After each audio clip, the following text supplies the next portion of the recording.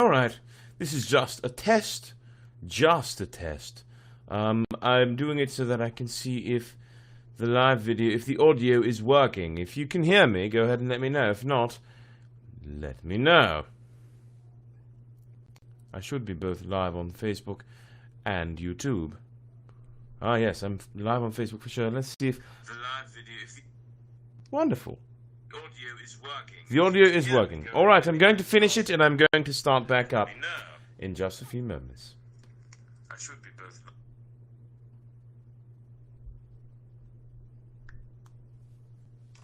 Right, here we are.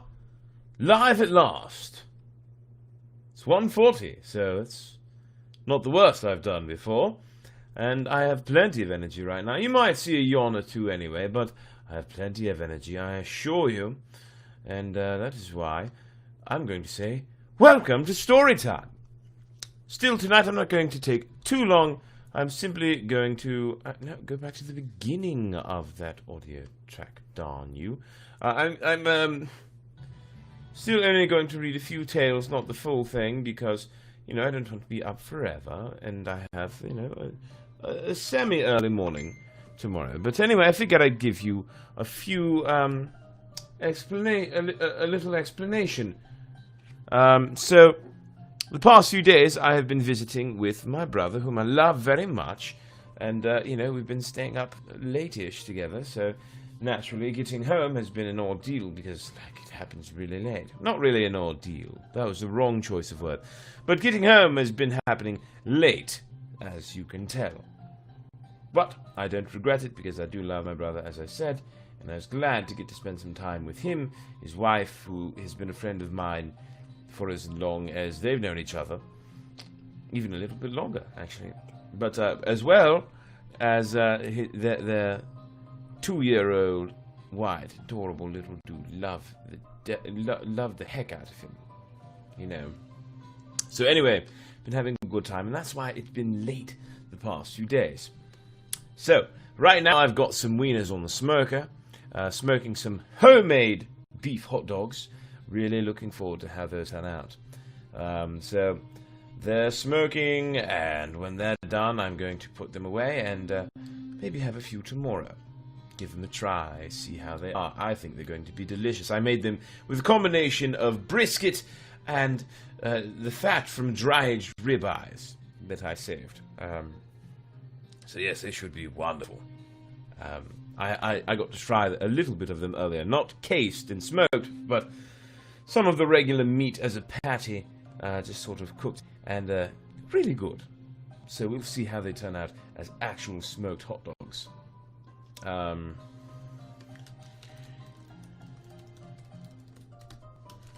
So, there's that. Anyway, we are here tonight. It is story time. And if you want to watch on Facebook, you can friend me if you like. Perhaps the corner shouldn't be too hard to find. Or you can just join the Storytime Facebook group. Storytime. 2 words, exclamation point at the end. Definitely find me on YouTube, BPcorny1. Like this video, hit subscribe. If you haven't already, you can watch all the previous episodes. They're all up here. All of them. So do that. And Twitch. There's also Twitch. So if you'd like to follow me on Twitch, you can do so at Brett Doesn't Game, all one word. I think we're having trouble with chat because I can't see posts or anything like that. But regardless, happy to be here with you, those of you who are actually here. Probably not too many of you late on a Sunday evening, early Monday morning rather. But that's alright. So I'm going to read a few stories, and then we will call it tonight. This has been a short Russian fairy tale weekend. In fact, you know what? I may just read 2 stories and call it tonight, so I can get back to my hot dogs and make sure they're taken care of properly. Oh my. That's a very short one as well. Alright, 3 or 4 very short stories, and we'll call it tonight. Those hot dogs are going to need some time to smoke anyway. So here we are, the first of our stories. The Brave Labourer. A certain miller had a labourer. He sent this labourer to throw wheat into the hopper, but instead the fellow strewed it on the millstone. The mill began to turn, and all the wheat was scattered. When the miller came to the mill and saw the scattered wheat, he drove the labourer away. The labourer set out for his own village, but got lost on the way. He went into some bushes and lay down to sleep. A wolf came, seeing that the labourer was asleep. He came closer and began to sniff him, but the labourer snatched the wolf by his tail, killed him, and skinned him. Oh my! The labourer went up a hill, and on the hill stood an empty mill. He decided to spend the night in this mill. 3 brigands came there. They lit a fire and began to divide their booty. One of them said, "I'll put my share underneath the mill." The second said, "I'll drive mine under the wheel." And the third said, "I'll hide mine in the hopper." But our labourer was lying in the hopper, and fearing that the brigands would kill him, he thought that he should try to frighten them. So he cried, "Hey, you there, go down, and you strike from the side, and you hit from there, while I strike from here. Stop them, boys. Get at 'em, boys." The brigands took fright, threw down their plunder, and ran away. Good thinking. The labourer crawled out of the hopper, gathered his booty, went home, and told his father and mother, "Here is everything I earned at the mill. Now let us go to market, buy ourselves a gun, and go hunting." They went to market, bought a gun, and on their way back the labourer said to his father, "Look sharp to see whether we meet a hare, a fox, or perhaps even a marten." The 2 men dozed as they drove and finally fell asleep. 2 wolves came, killed their horse, and devoured it entirely. The father awoke and lashed out with his whip at his horse, as he thought, but actually he hit the wolf. The wolf got in the horse's collar and began to drag the cart, and the father began to drive it. The other wolf tried to seize the labourer from behind. The wolf had a deep scar. The labourer lashed the wolf with his whip, and the knot of his whip got stuck in the wolf's scar. The labourer dragged him after his cart, so that one wolf pulled the cart while the other ran behind it. They came home. Their dog ran out barking wildly. The wolves took fright. The one made a sharp turn, overturning the cart and spilling the father and son on the ground. The other wolf jumped out of the horse collar, and the labourer dropped his whip.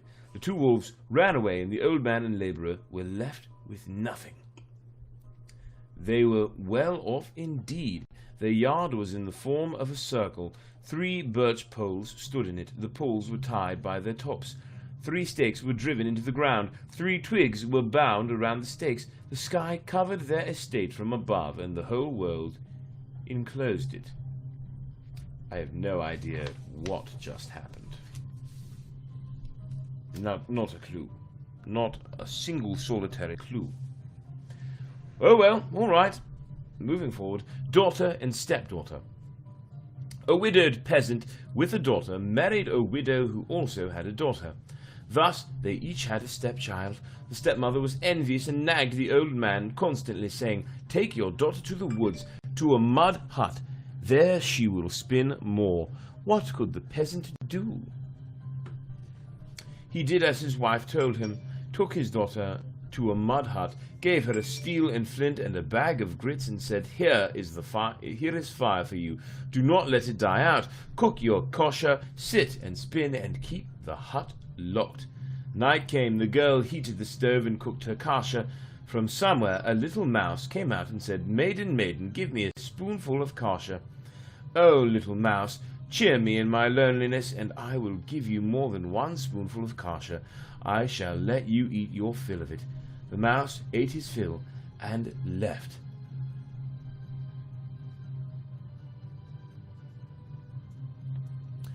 At night a bear broke into the hut and said, Now, girl, put out the light and let us play blind man's bluff. The mouse ran up the maiden's shoulder and whispered into her ear, Fear not, maiden, say to him, Very well, let us play. Then put out the light and crawl under the stove. I shall run about and ring the little bell.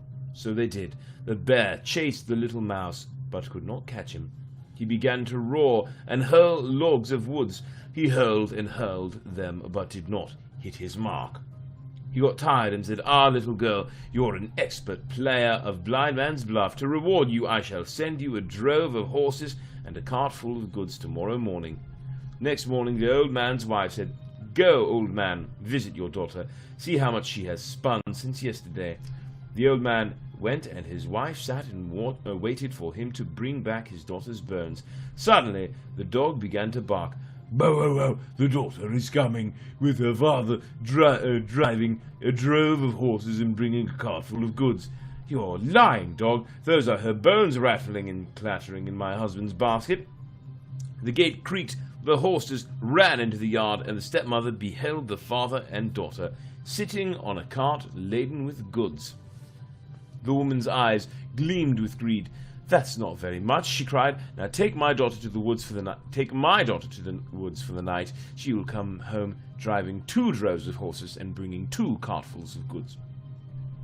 The peasant took his wife's daughter to the mud hut, and provided her also with food and fire. At nightfall she cooked gruel. The mouse came and asked her for some kasha, but she cried, "Oh, you vermin!" and she hurled a spoon at him. The mouse ran away. Natasha gobbled up all the kasha by herself, and having eaten, put out the light and lay down in a corner. At midnight the bear broke into the mud hut and said, "Hey, where are you, little girl? Let's play blindman's bluff." The maiden did not answer, but her teeth rattled from fear. "Ah, so there you are. Here's a little bell. Run, I will try to catch you." She took the little bell. Her hand trembled. The bell rang incessantly, and the mouse said that wicked maiden will meet her death. Next morning the wife sent the old man to the woods, saying, "Go now, my daughter will bring back 2 cartfuls of goods and drive 2 droves of horses." The peasant went, and his wife sat at the gate. The dog barked. "Bow, wow, wow, the wife's daughter is coming, her bones are rattling in the basket, and the old man sits on an empty cart." "You're lying, dog. My daughter is driving herds and bringing full carts." She looked up, and there was the old man at the gate. He handed his wife a basket. She opened the basket, saw the bones, began to howl, and grew so angry from that grief and spite, she died the next day. Whoa! But the old man lived happily with his daughter all his life, and took into his house a wealthy son-in-law. Well, good for you. Great. Like I said, we'll read a couple more just because. Yes, I know I have not skipped over an illustration. There has not been another one yet, but there is one for the coming story here. Not this one, but the one right after. So 2 more stories for tonight. This first one, The Stubborn Wife. Once a peasant shaved his beard and said to his wife, "Look how well I have shaved." "But you haven't shaved, you have only clipped your beard." "You're lying, you wretch, I have shaved." "No, it's clipped." The husband thrashed his wife and insisted, "Say it's shaved or I'll drown you." "Do what you will, it's still clipped." He took her to the river to drown her. "Say it's shaved." "No, it's clipped." He led her into the water up to her neck and shoved her head in. "Say it's shaved." The wife could no longer speak, but she raised her hand from the water and showed by moving 2 fingers like a pair of scissors that his beard was clipped. That is a very stubborn wife. And the final story of the evening, this one is called Anecdotes. Before we read it, I will show you the images, the illustrations. I think that's for the first story we read, or second rather. Because there's a bear and a maiden weaving something and a cart driven by horses and stuff. Anyway, back to it. Anecdotes. An old mother was admonishing her son not to go bathing in the river. "Now mind you, you rascal, if you drown, don't dare to come back home." Don't think he could. Next. Once in winter time, some drivers were driving on the Volga. One horse became restive and jumped off the road. His driver ran after him and was about to hit him with his whip, when the horse fell into a hole and sank with the cart. "Well, you should be thankful you escaped," said the peasant. "I was going to give you a terrible thrashing." All right.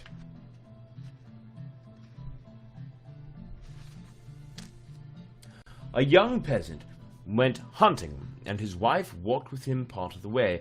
After having walked for a verst, she began to cry. "Don't cry, wife, I'll be back soon," the peasant said. "But that's not why I'm crying," the wife said. "I'm crying because my feet are ice cold." Okay. Once a fool was soundly thrashed during the night, and the next morning everyone made fun of him. "You should thank God," he said, "that the night was clear, otherwise I would have played a trick on you." "What trick? Tell us." "I would have hidden myself."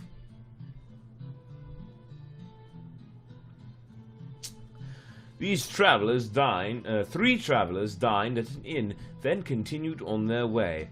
My friends," said one of them, "it seems to me that we paid a very high price for our dinner." "Well, although I spent a great deal," said another, "I got my money's worth." "How? Didn't you notice? As soon as the host looked away, I snatched a handful of salt from the salt cellar and crammed it into my mouth."